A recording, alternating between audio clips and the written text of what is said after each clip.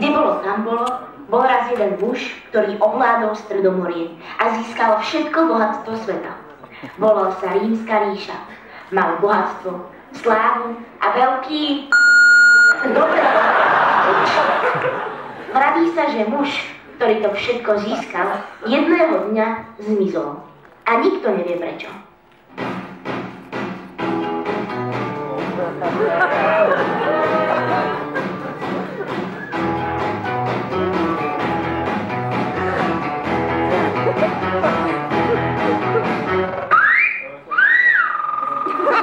Atény, tam som ešte nebol. Hej, čo robíte? Však ešte nie sme všetci v Maďarsku. Takže máme tu prestávku. Entschuldigung, ale zisťoval som, či moje ego je stále veľké. Nemusíte pliesť môjmu egu.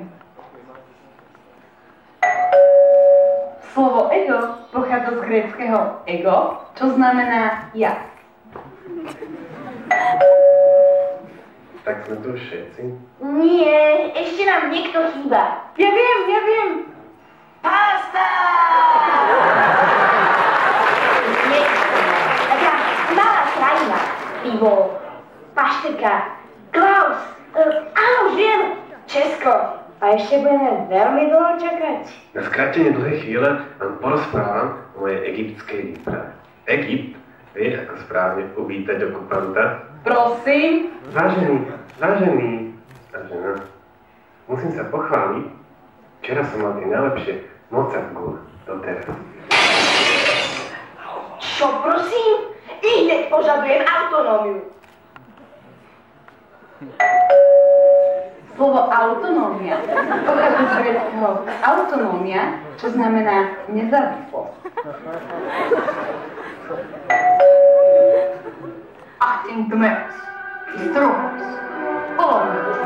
Som stále účastný, aj keď Gália sa stále snaží s panicou a Österreich vyťahuje Mozartovu.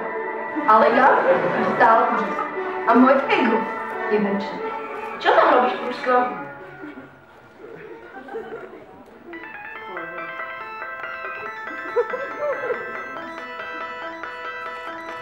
Prepačte, to som ja. To je Česko, budem citovať. Ty vole, sem v prdeli. Spať som s lavínou. Tohle je tak luxusní. Vole, asi vážne to nestihnu.